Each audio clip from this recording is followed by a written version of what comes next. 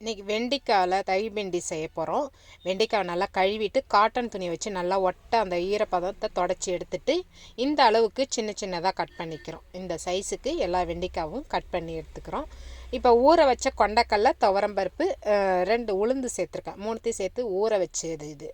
2 பச்சை மிளகாய் எடுத்துக்கிட்டேன். இஞ்சி துண்டு, காஞ்ச கொத்தமல்லி கொஞ்சம் எடுத்துக்கிட்டோம். இப்போ நம்ம இந்த ஊற வச்ச அந்த கடலப்பருப்பு, துவரம்பருப்பு, உளுந்து இருக்கு இல்லையா, ஸோ அதை சேர்த்துட்டு இதோட 2 பச்சை மிளகாய், இஞ்சியும் சேர்த்துக்கிறோம். அப்புறம் காஞ்ச கொத்தமல்லியும் சேர்த்துட்டு இதை நல்லா நைஸாக பேஸ்ட்டு மாதிரி அரைச்சிக்கிறோம். இப்போ பேஸ்ட்டு ரெடி பண்ணியாச்சு. அடுப்பில் கடாயை வச்சுட்டு ஒரு 2 ஸ்பூன் எண்ணெயை ஊற்றி நம்ம கட் பண்ணி வச்சுருக்கிற அந்த வெண்டைக்காவை போட்டு நல்லா வதக்குறோம்.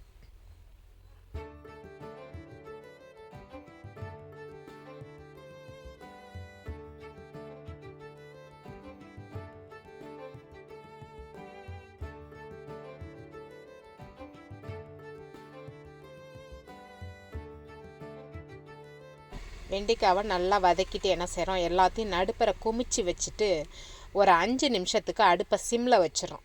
இதுக்கு வந்து மூடி போடக்கூடாது. மூடி போட்டால் அதனுடைய க்ரீன் கலர் வந்து சேஞ்ச் ஆகிடும். ஸோ ஓப்பன்லேயே இருக்கட்டும். ஒரு 5 நிமிஷம் அப்படியே இருக்கட்டும். ஒரு 5 நிமிஷம் கழித்து நம்ம ஒரு பீஸை எடுத்து இப்படி நம்ம கிள்ளி பார்த்தோம்னா ஈஸியாக நஞ்சு போகும். ஸோ வெண்டைக்காய் நல்லா வெந்துருச்சு. இப்போ இந்த வெந்த வெண்டைக்காவை என்ன செய்கிறோம், ஒரு பிளேட்டில் எடுத்து வச்சுக்கிறோம்.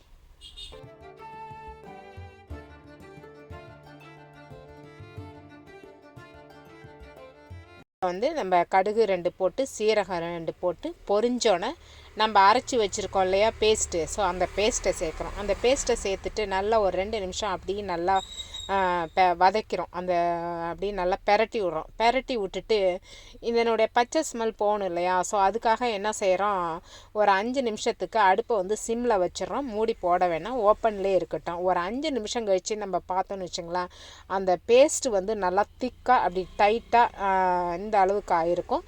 பச்சை ஸ்மெல்லு கம்ப்ளீட்டாக போயிருக்கும். ஸோ இப்போ நம்ம வதக்கி வேக வச்ச அந்த வெண்டைக்காவை சேர்க்குறோம். வெண்டைக்காவை சேர்த்துட்டு தேவையான அளவு உப்பையும் சேர்த்துக்கிறோம். உப்பையும் சேர்த்துட்டு தயிர் 1/2 கப்பு அதையும் சேர்த்துக்கிறோம். அதையும் சேர்த்து ஒரு 2 நிமிஷம் நல்லா எல்லாத்தையும் மிக்ஸ் பண்ணி விட்றோம். மிக்ஸ் பண்ணி விட்டால் தயிர் பிண்டி ரெடி ஆயிடுச்சு. இது சாம்பார் சாதம், எல்லா வெரைட்டி ரைஸுக்கும் இது தொட்டுக்கிட்டு சாப்பிட ஆப்டான ஒரு சைட் டிஷ்ஷாக இந்த தகி பிண்டி இருக்கும்.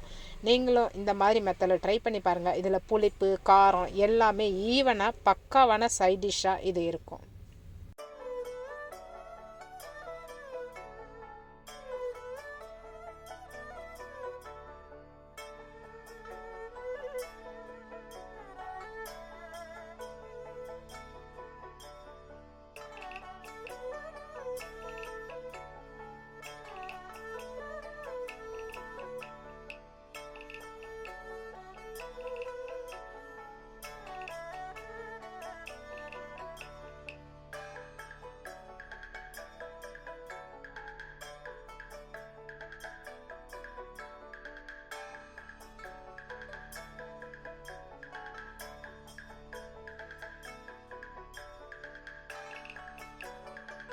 நீங்களும் இந்த மாதிரி மெத்தடில் தகி பிண்டி ட்ரை பண்ணி பாருங்கள். தேங்க்யூ.